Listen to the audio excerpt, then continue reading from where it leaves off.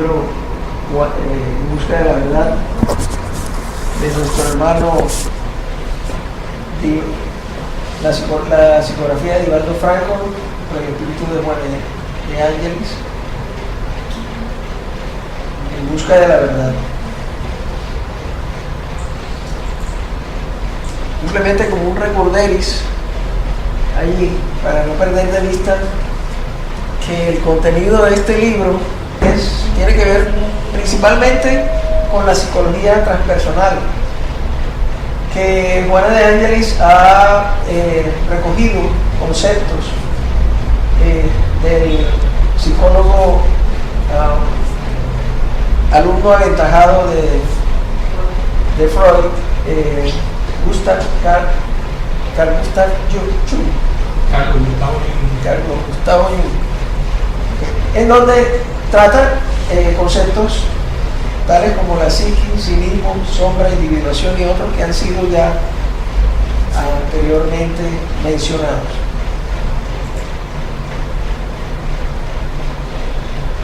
Esta diapositiva nos permite entrar un poco en el contexto general, en el sentido de que cuando el Maestro Jesús le preguntaron que cuál era la ley, el mandamiento más importante, el Maestro Jesús contestó: amar a Dios sobre todas las cosas y al prójimo como a sí mismo. ¿Cierto? Eso lo recuerdan. Pues que en esta frase se involucran tres elementos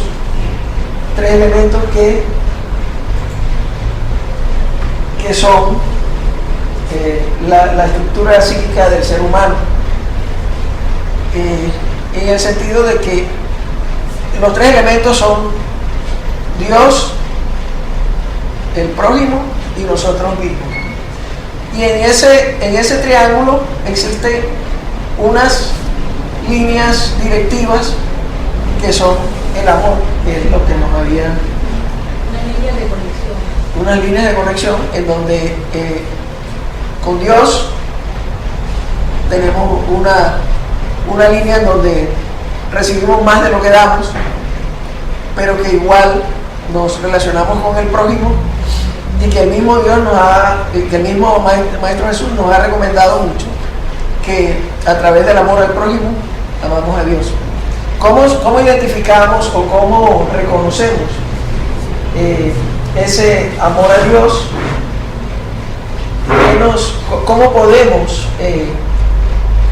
¿Cómo podemos vivenciar ese amor a Dios cuando no lo conocemos, no lo vemos así pues de primera? Lo hacemos a través del seguimiento de las leyes divinas, ¿verdad? O sea, eso es lo que nos ha pedido Dios, que lo vemos a través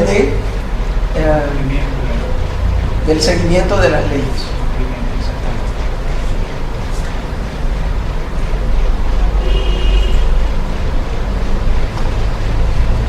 Esta resultó de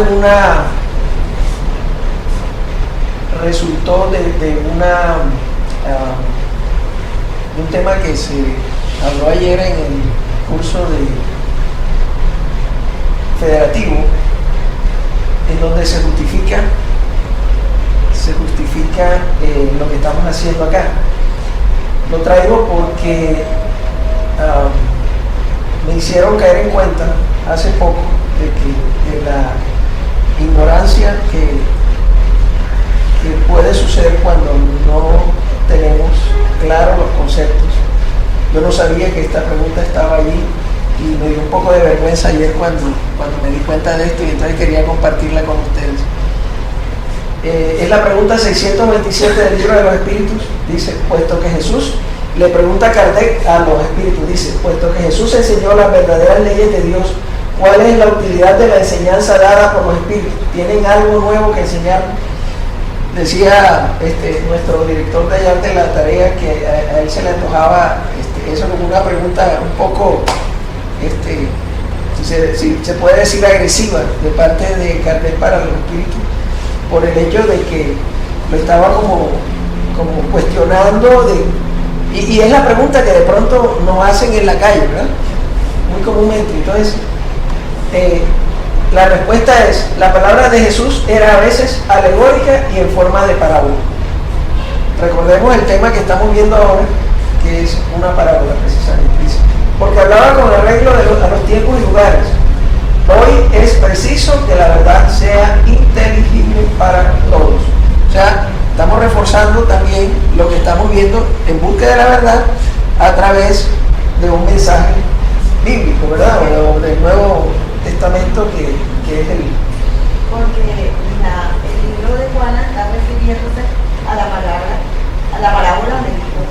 Exacto. Entonces sí hay coherencia, ¿verdad? Sí hay coherencia entre lo que responden aquí los espíritus respecto a la forma como se expresaba Jesús. Dice, es necesario explicar y desarrollar esas leyes, puesto que hay pocas personas que las comprenden y menos aún que las practiquen. Eso también nos llega directo a la mandíbula, como dice. Porque no podemos practicar lo que no podemos. Nuestra misión es la de impresionar los oídos y los ojos y los oídos para confundir a los orgullosos y desenmascarar a los hipócritas. Nos está hablando ahí de la parte científica, ¿verdad? De la doctrina, la parte que tiene que ver con la mediunidad. A los que practican las exterioridades de la virtud y de la religión para encubrir sus vicios. La enseñanza de los espíritus debe ser clara e inequívoca, a fin de que nadie pueda pretextar ignorancia y de que sea posible a cada uno buscarla y apreciarla con su propia razón. Estamos encargados de preparar el reino del bien anunciado por Jesús. O sea, otra razón más para estudiar espiritismo. Y por esto no ha de ser lícito que pueda cada cual interpretar la ley de Dios a gusto de sus pasiones, ni falsear el sentido de una ley que es toda amor y caridad. Piense en la profundidad de esta respuesta. Somos partícipes de una buena hora, ¿no? de un momento histórico en donde estamos recibiendo una información de primera mano y que nos debe servir precisamente para consolidar ese conocimiento profundo de la razón de ser de nuestra existencia y la verdadera razón de la doctrina y del cristianismo como tal, porque precisamente a estas alturas el cristianismo ha tomado tantas vertientes precisamente por la interpretación en algunos casos subjetiva, y que no ha permitido mantener el cristianismo en su verdadera esencia. Entonces, en este caso, esta respuesta también nos está dando un sustento doctrinario para el estudio de la obra esta que estamos iniciando. Estamos estudiando acá. Bueno, ahora, hablando un poco del antecedente, del tema que nos antecedió en manos aquí del hermano Félix, un país lejano, ¿no?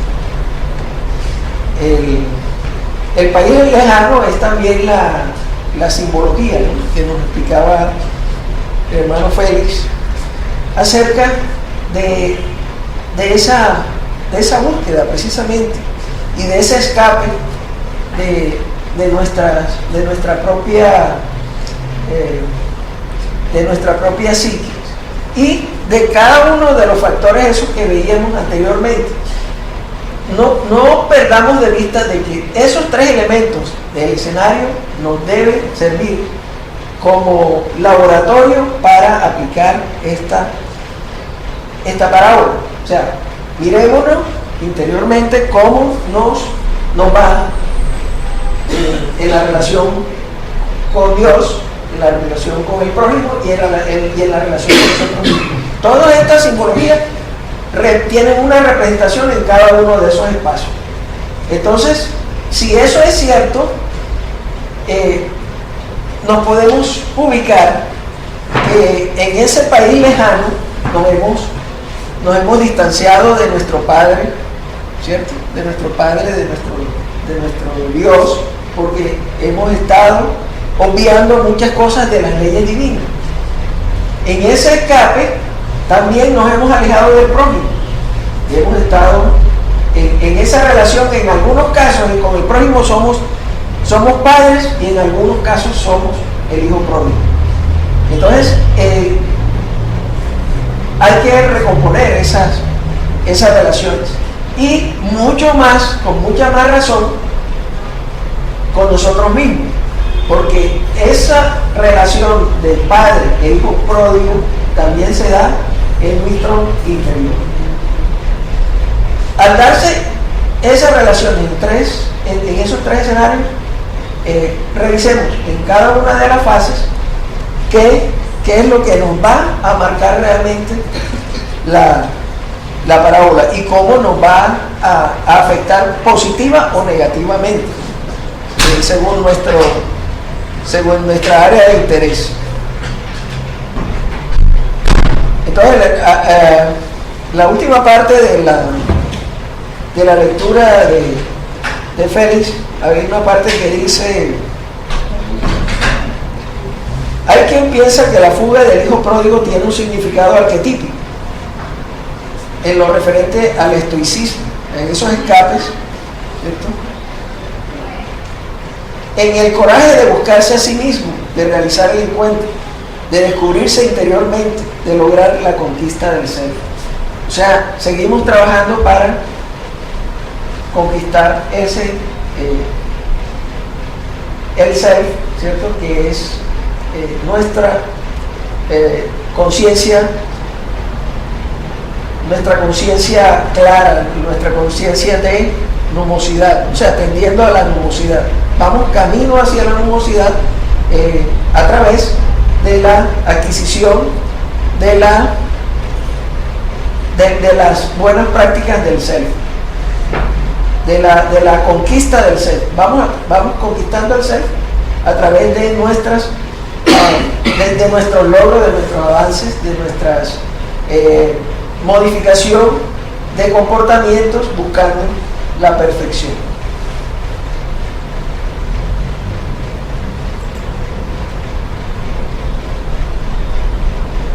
Qué rico es regresar a casa, ¿verdad? Aquí lo dice la lectura. El regreso a casa es un viaje rico en alegría de hermosas expectativas, de recuerdos queridos, de las raíces, de seguridad por lo conocido ante el maravilloso mundo desconocido. Vamos a acudir aquí a las emociones. Esta canción nos recuerda. ¿Alguna vez les ha tocado regresar a la casa, al pueblo,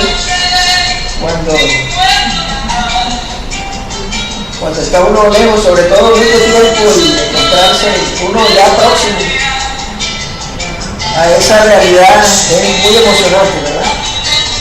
En general, cuando sucede eso, uno experimenta, bueno, yo lo he experimentado, uno vuelve a enniñecer, porque la gran mayoría de esa etapa de la vida queda ahí, y basta con que llegues nuevamente al mismo espacio, y todo es prácticamente que se descongela esa imagen automáticamente.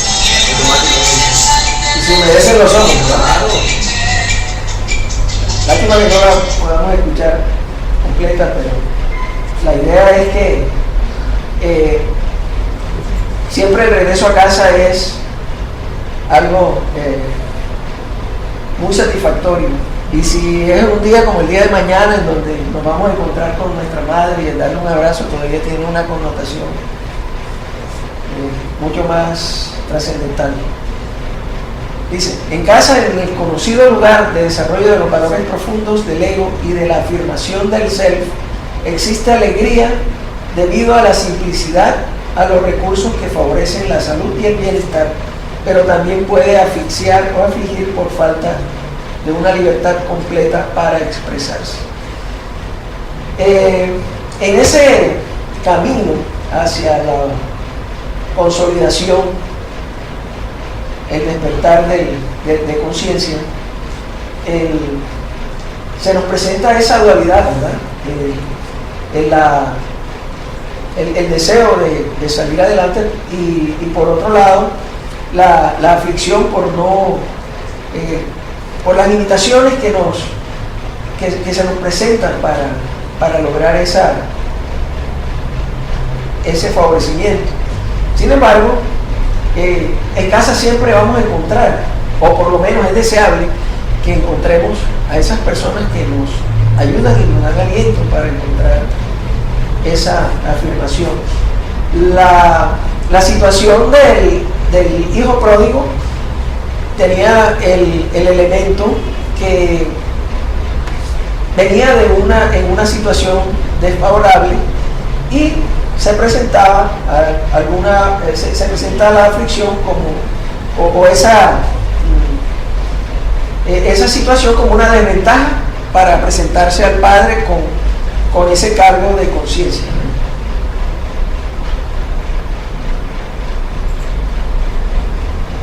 Sin embargo, encontramos a un padre amoroso que lo que desea es darle felicidad a su hijo.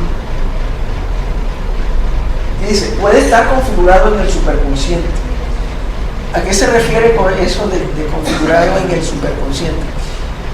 El superconsciente es, según lo que investigué, es una capa por debajo del self, pero es una capa en donde adquirimos conciencia, una conciencia que nos determina y que va aclarando de una manera muy profunda nuestros conceptos.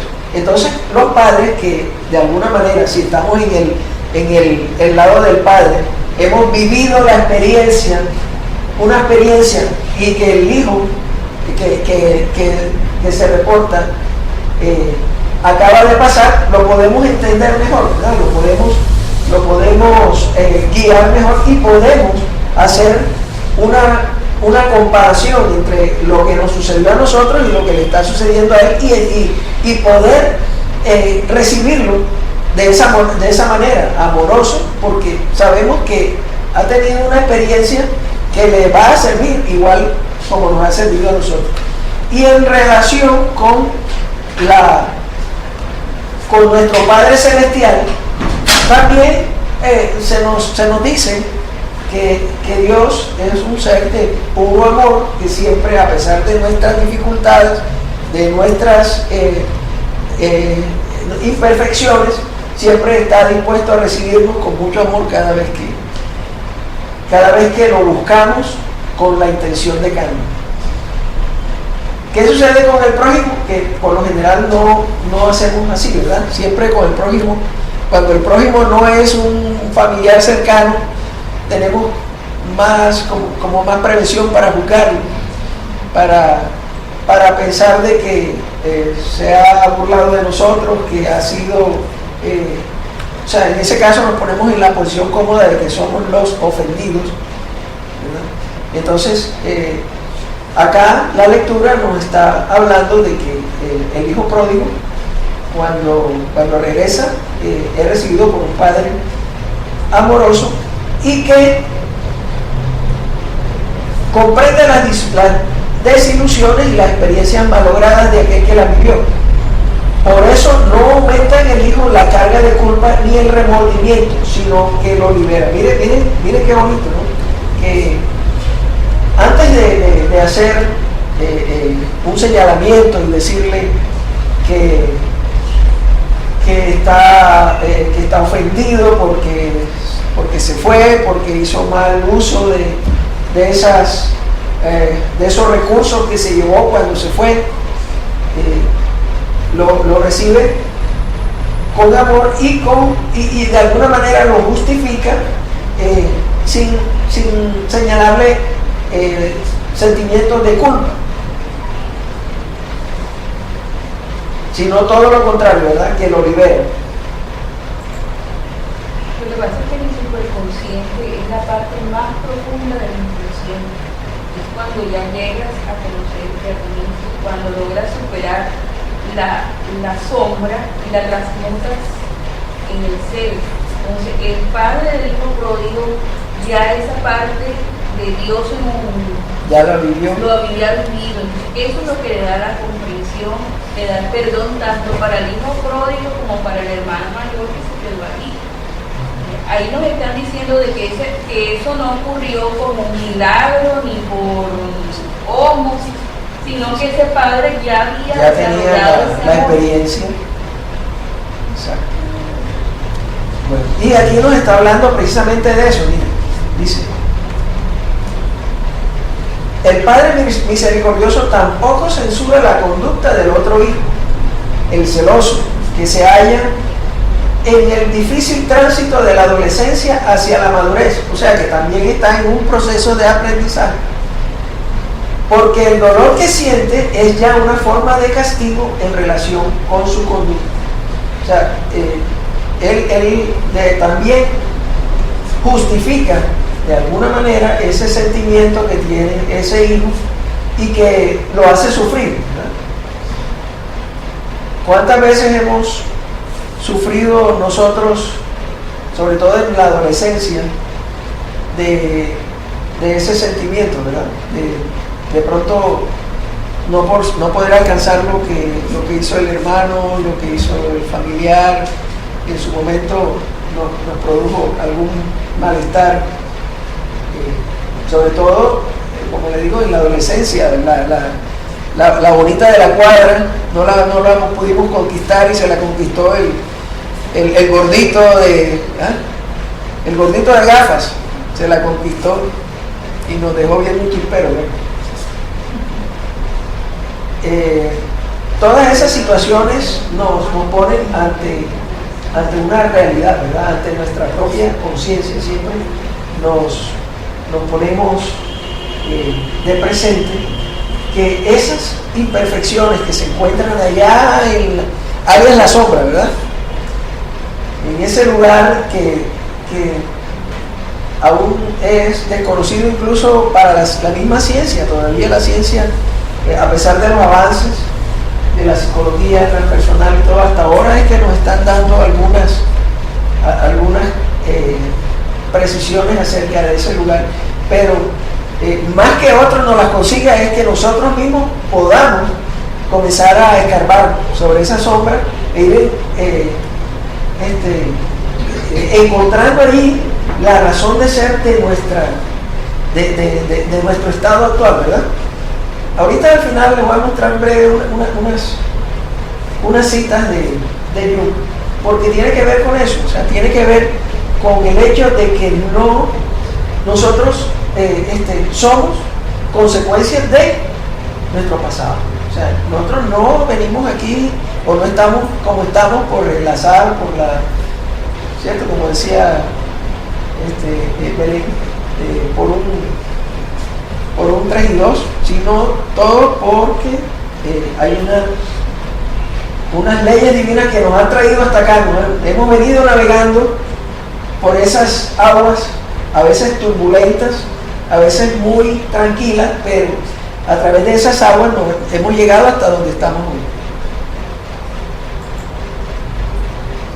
Bueno, entonces, en esa simbología del padre, del hijo pródigo, nos encontramos con varias cosas. Una, el anillo, ¿verdad?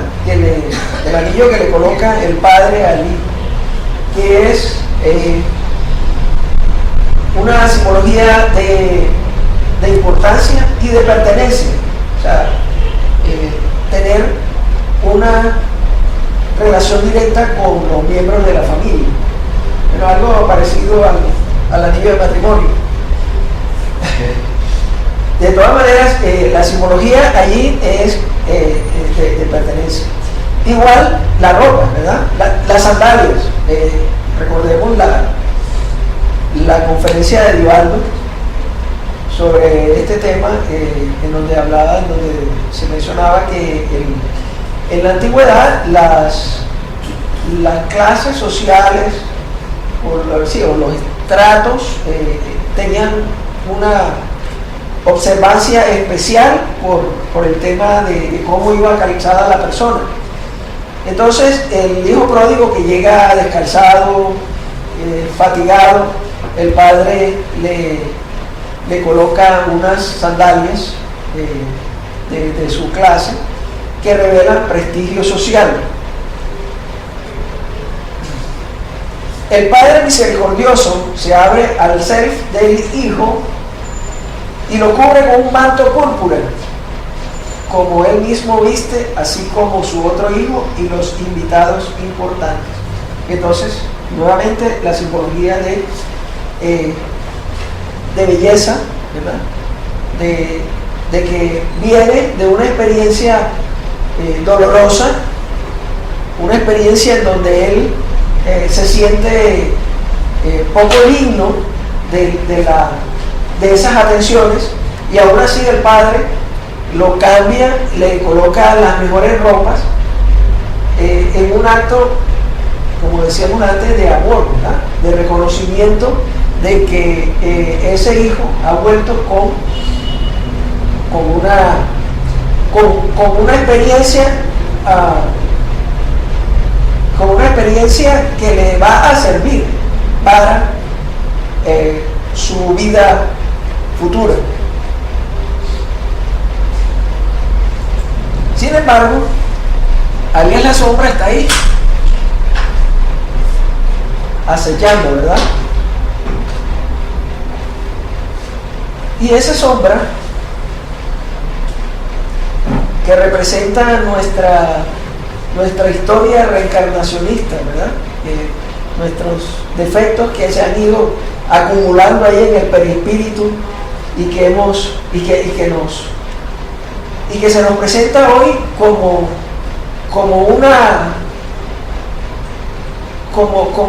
esa parte oscura de nuestro ser que muchas veces ni siquiera somos capaces de reconocernos ante diferentes circunstancias. O sea, nos sucede muchas veces que estamos ante una situación complicada y actuamos de una manera, y después nos sentamos a analizarnos y decimos, bueno, pero ¿qué pasó aquí? Yo no hubiera querido actuar de esa manera, me ofendieron y contesté de una manera agresiva, ¿verdad? Esos comportamientos que pertenecen a la sombra y que nosotros los sacamos a relucir solamente en los momentos en donde estamos en estados, si se pone, en estados alterados de conciencia, que puede ser el momento de un conflicto, de un problema, como también de la parte positiva, digamos así, comportamientos de pronto muy humanos, que se nos salta una lágrima en una circunstancia que no pareciera que nos afectara, porque también tenemos en ese hacernos histórico esas experiencias ocultas. Pero fíjate que ella está diciendo de que esa sombra, independientemente de que si es actual o anterior, uno mismo la cultiva. Entonces, como todo cultivo, tú lo puedes transformar. Y dice ahí, si la cultivo la vas a presentar en forma de trastorno masoquista y aflictivo. Es decir, que nos pueden estar queriendo, pero nosotros no, precisamente por no reconocer la imperfección, no lo apreciamos, no lo valoramos. Que en el caso del hijo pródigo, se menciona de que él siempre se sentía en desventaja, o sea, tenía una actitud como de humillación en cierto momento, porque él sentía que había hecho mal. Y entonces eso que pertenece a su sombra le sale a relucir en el momento en que él está disfrutando de los beneficios que le está ofreciendo su padre. Lo que nos dice aquí es que la sombra está ahí, porque aún no se ha hecho esa catarsis que es necesaria cuando estamos ante una situación de dolor. Hemos pasado una situación de dolor y hemos cambiado así bruscamente a una situación de bienestar.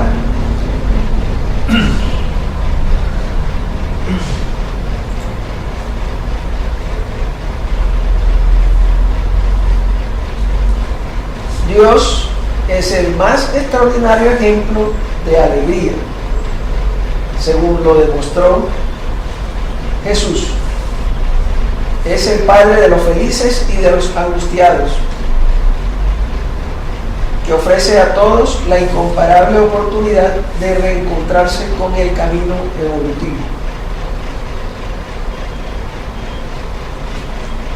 Jesús dio gracias a Dios, al Padre Eterno, cuando estaba bendiciendo los alimentos, cuando estaba multiplicando los panes y los peces, cuando estaba en la última cena, pero también pidió al Padre cuando estaba en el momento de dolor. Entonces siempre fue un padre tanto para el momento feliz como para el momento de angustia del Maestro Jesús. Ismael, Jesús siempre habló con alegría.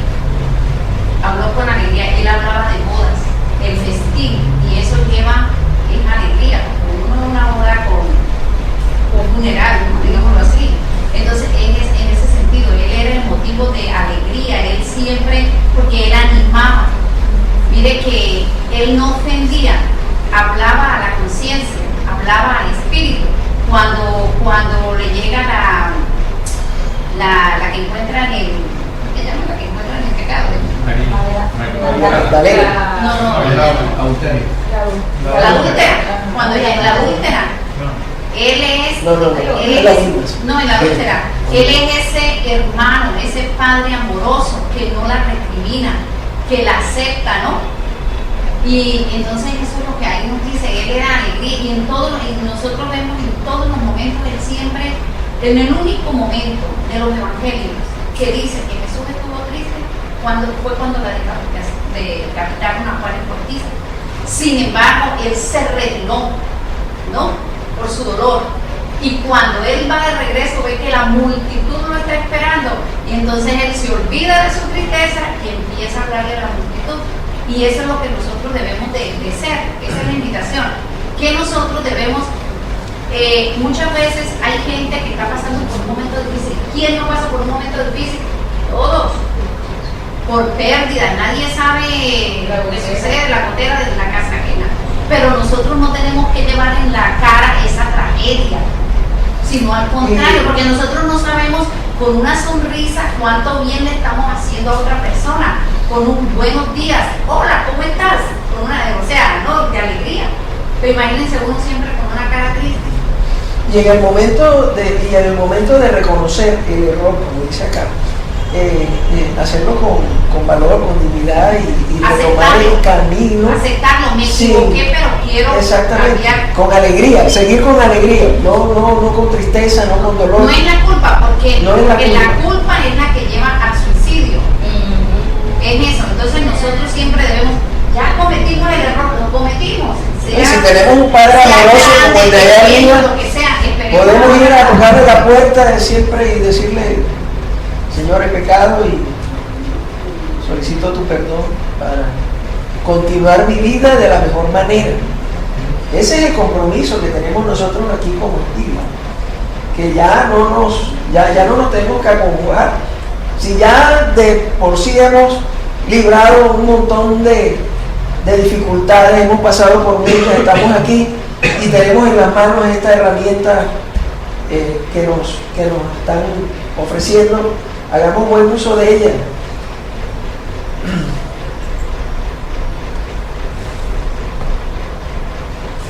Para el padre, los dos hijos eran las estrellas de su vejez, así como las aspiraciones de nobleza que todos deben tener y mantener en continuo desarrollo, rumbo al logro de la individuación. Creo que Belén fue la que nos habló de individuación, ¿verdad? Al comienzo.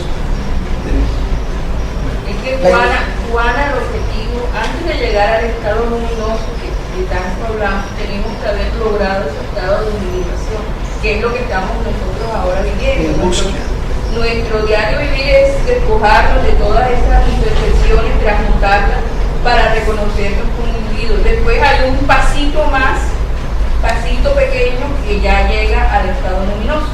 Pero Juana nos lleva, digamos que en estos momentos todos estamos apuntando a la individuación. Ya dentro de unos años vendrán otros libros, otro esclarecimiento para el estado luminoso. Por ahora, individuación. Bueno, o sea, de los conceptos que habíamos revisado inicialmente de la psiqui, del self, ahora se nos presenta este otro concepto que es la individuación, que tiene que ver con todo este tema de la psicología transpersonal. De alguna manera y en palabras sencillas, ser único, ¿verdad? Ser como para lo que nos han dispuesto, llegar a ser auténticos, verdaderos, ¿no?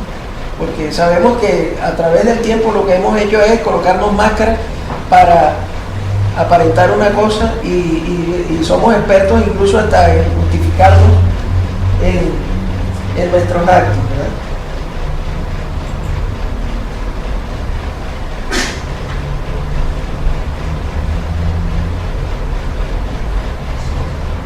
En ese proceso de individuación también nos dice aquí la lectura, ese abrazo se expande y alberga también al otro hijo, el insatisfecho, que además puede ser el yo demonio de la fisión de la psique. Voy a devolver un momento porque esto tiene que ver con esta diapositiva. O sea, que como para el padre los dos hijos son importantes, él le tiene que ofrecer a ambos el mismo amor, ¿verdad? O sea, él, a pesar de que él está viendo que el otro hermano está celoso, no lo rechaza, sino aquí dice que le expande y alberga al insatisfecho, al que está celoso. Y que él, en ese momento, se representa como el yo demonio de la fisión de la psique. Habíamos visto que la psique tiene diferentes componentes, ya nos había mencionado antes eso, pero la parte esa, el yo demonio,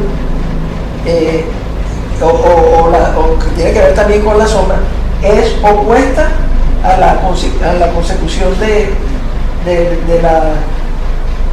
esclarecimiento, ¿verdad? Entonces, al oponerse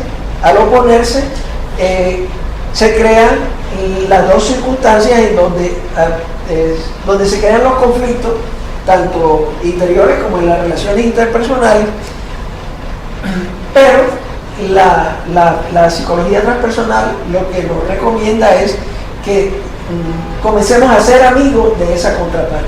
O sea, tratar de que esas dos partes se comuniquen, se relacionen y que una pueda reemplazar en un momento dado a la otra. O sea, que no sea un enemigo propiamente. O que si lo vemos como un enemigo, sea un enemigo que vamos a comenzar a trabajar para lograr ese cambio interior. Eso es parte del proceso de la individuación.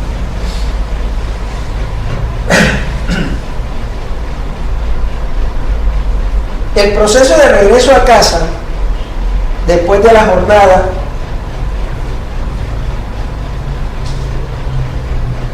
por el país lejano está hecho de experiencias liberadoras y de experiencias liberadoras.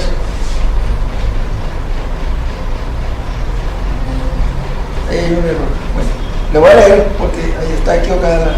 Dice, el proceso de regreso a casa después de la jornada por el país lejano, está hecho de experiencias liberadoras, de crecimiento y madurez emocional, de superación de los tormentos infantiles que se mantienen dominando en la personalidad, de identificación con la realidad desafiadora que debe ser vivida con entusiasmo, lo que decíamos ahorita, ¿verdad? O sea, cualquier cosa que signifique un progreso respecto a las limitaciones que nos imponen nuestros defectos, debemos recibirlas con entusiasmo, como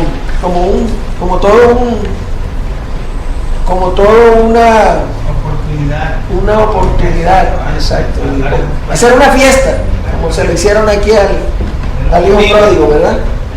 Hay que festejar.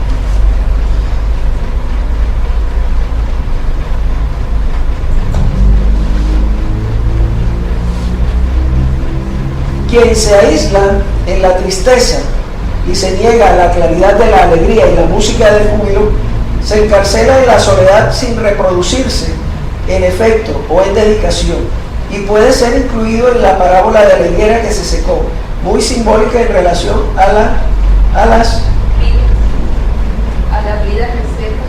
vidas resecas y productivas que se tornan inútiles. Entonces aquí nos está recordando también la parábola de la higuera seca, ¿verdad? Que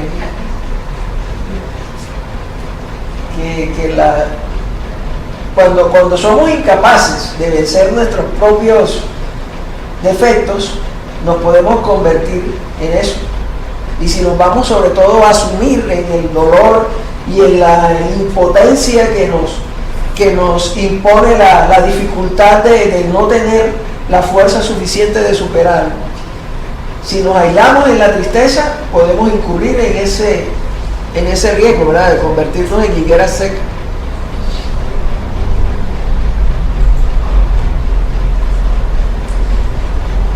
La culpa del hijo pródigo dio lugar a la confianza en el amor del padre, de tal manera que no tuvo vergüenza en disculparse, en exponerse, en presentarse desnutrido, descalzo, andrajoso, en una situación deplorable, pero vivo y esperanzado.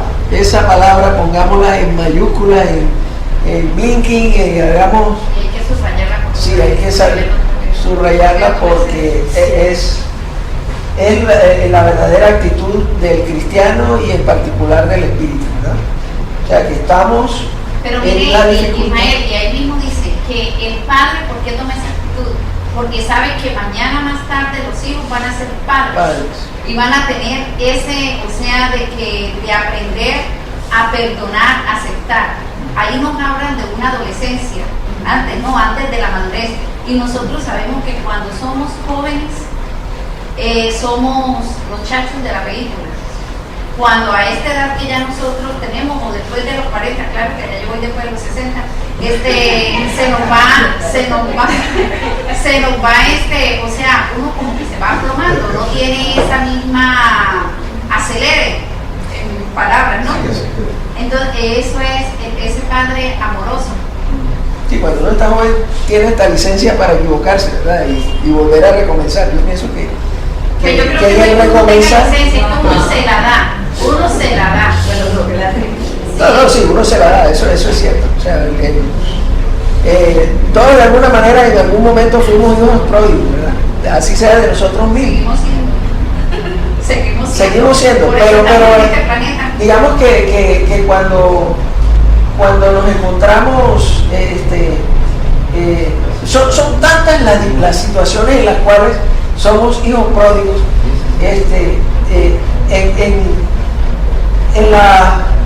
en el recorrido actual, porque no estamos viendo el histórico que traemos, pues lo podemos deducir, ¿verdad?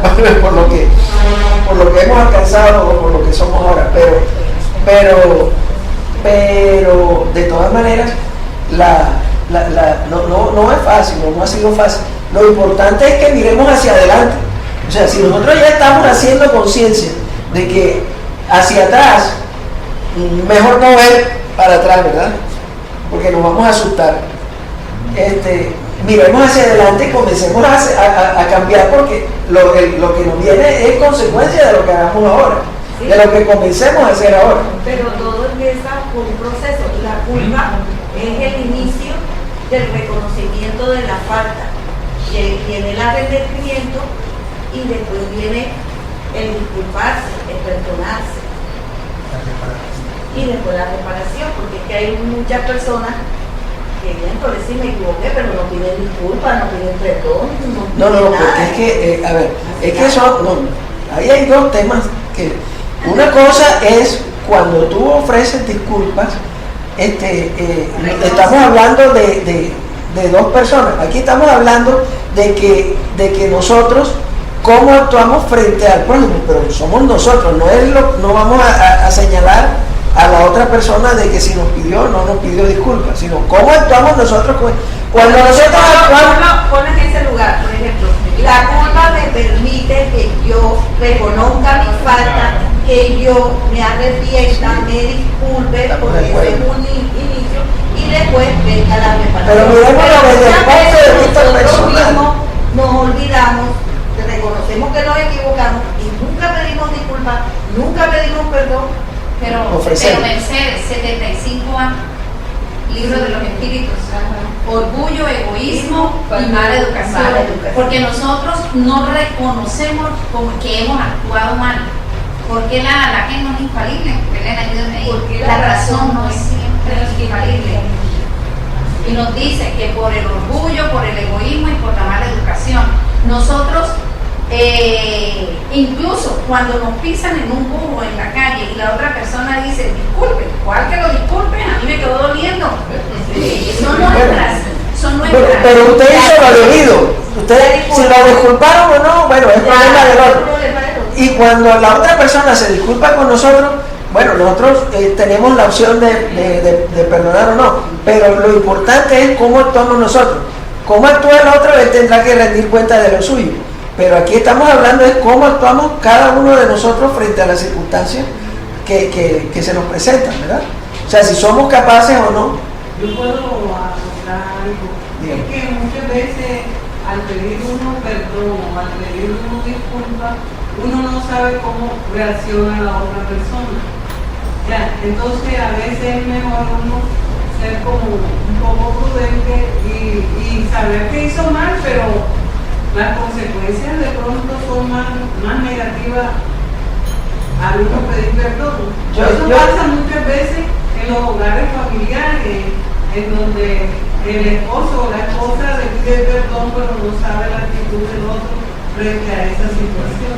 Yo pienso, bueno, y los libros espíritas lo dicen, o sea, más allá del perdón lo que hay detrás es la intención, cuando uno verdaderamente, y el Padre Nuestro lo dice, ¿verdad? Perdona nuestras ofensas como también nosotros, como deberíamos, la doctrina lo corrige, como perdona nuestras ofensas de la misma manera como nosotros perdonamos a los que nos ofenden, porque no, muchas veces nosotros no lo hacemos verdaderamente de corazón cuando perdonamos, o lo contrario, o muchas veces ni siquiera ofrecemos disculpas, pero sentimos en nuestro corazón que no lo debemos hacer. O sea, ahí va lo que se siente, lo interior, la intención, la verdadera intencionalidad del. Sí, exacto, no se mira la forma sino el fondo. El fondo. Que no se guarde resentimiento, que no haya precisamente una energía negativa que una a estas dos personas o a ese conjunto familiar. A veces no hay necesidad de decir que perdono, a veces es de corazón, como dices tú, uno debe perdonar. De todos modos, el acto de perdonar será siempre una posibilidad de crear armonía. Y ahí se crean unas energías. Y cuando nosotros pedimos perdón, nosotros ya cumplimos, la otra persona es la que queda, o sea, es eso. Pero ya yo dije, perdón o disculpen, ¿no? Yo lo reconocí y yo ya ya yo digo quién sabe, pero si yo sigo caminando y quién sabe qué estará pensando ahora ella de mí, no, todavía tengo la cosquillita por dentro. Bueno, de todas maneras, y para concluir la lectura, dice, el regreso a casa es inevitable, o sea, es una fatalidad, así como desencarnar también es una fatalidad para nosotros. el regreso a casa es inevitable. En algún momento nos va a tocar, tarde o temprano. Porque todos retornan al país lejano, próximo de la espiritualidad. Para allá vamos. De donde se vino para las experiencias de crecimiento y desarrollo del Dios interior. Mire que es Dios con D minúscula. El ser humano ha sido construido para la plenitud del ser. O sea, también vamos para allá. Ese paso hay que hacerlo tarde o temprano. Después de las inevitables experiencias de la ida y de regreso a casa. ¿Cómo les parece? Pero también explica eso. Regresar a casa, es decir, que los que desencarnan vuelven al mismo país. Es regresar a No. Es que todavía la simbología. El regreso, cuando hacemos o sea, cuando infringimos las leyes divinas, en algún momento tenemos que compensarlo, ¿cierto? O sea, cuando nos desviamos del camino de la verdad, en algún momento tenemos que tomar el camino cierto. O sea, aquí se refiere a eso, con Dios, con el prójimo y con nosotros mismos, como decíamos al comienzo. En los tres escenarios ocurre lo mismo. Si faltamos a la ley divina, nos entendemos con Dios. Si le faltamos al prójimo, nos entendemos con el prójimo. Y si nos faltamos a nosotros mismos, con nosotros mismos. O sea, el camino está trazado. Cada vez que fallamos, tenemos que ir de vuelta, porque el objetivo final es la luminosidad, luminosidad. Luminosidad. O sea, la luz, ¿verdad? Allá nos están esperando. Unos nos demoraremos más que otros, pero esa es una fatalidad también del ser. Perdón, ¿y qué quiere decir Dios con minúsculas? Nosotros en nuestro interior tenemos libre albedrío, tenemos inscritas las leyes de Dios y como tal respondemos de una manera ante el Dios con mayúscula. O sea, de alguna manera nosotros tenemos un comportamiento por el cual responderle a Dios. Y entonces de esa manera nosotros nos podríamos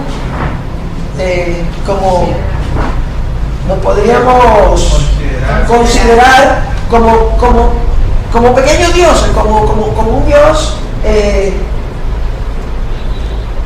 que no entremos ahí en el pateísmo. ¿Cómo le? Lo que pasa es que en los evangelios aparece una expresión que dice Jesús: vosotros sois dioses. En general, tanto a las mujeres como a los hombres, vosotros sois dioses.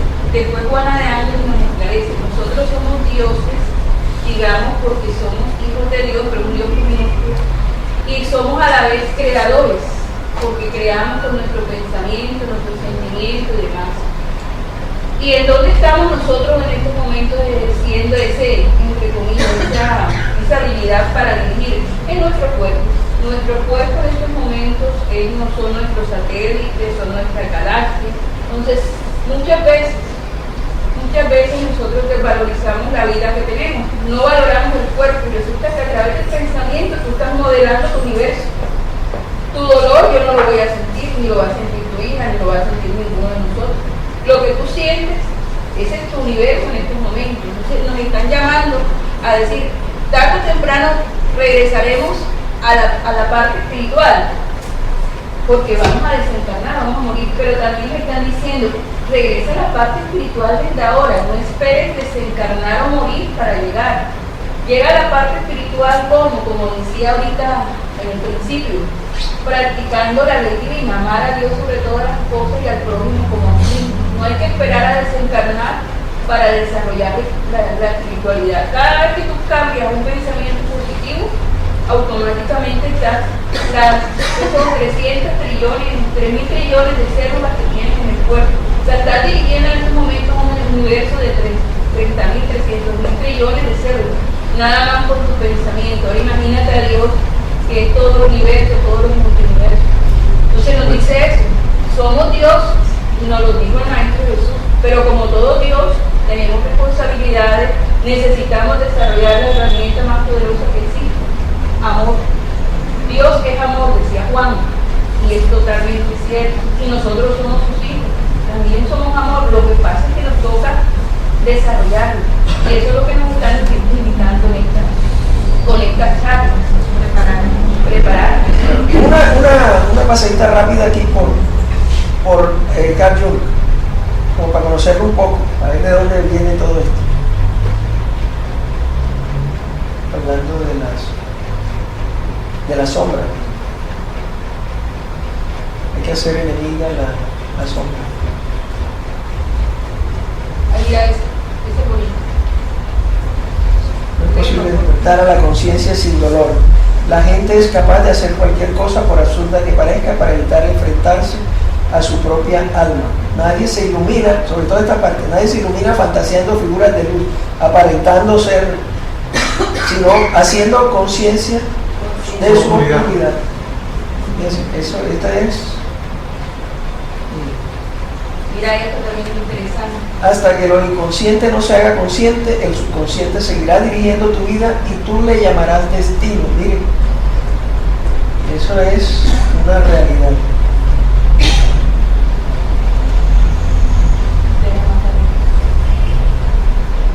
Mire, aquí la presencia divina, ¿verdad? Sí. La conciencia cósmica. Todo esto está en la doctrina. Pero léelo completo. Aquellos que no aprenden, aquellos que no aprenden nada de los hechos desagradables de sus vidas, fuerzan a la conciencia cósmica a que reproduzca tantas veces como sea necesario para aprender lo que enseña el drama de lo sucedido. Lo que niegas te somete, lo que aceptas te transforma. Eso tiene que ver con lo que preguntaba la señora. Y la conciencia cósmica es Dios, con el nombre que le queramos poner. Y tantas veces como sea, es la ley de causa y efecto, hasta que no nos corriamos, hasta que no nos...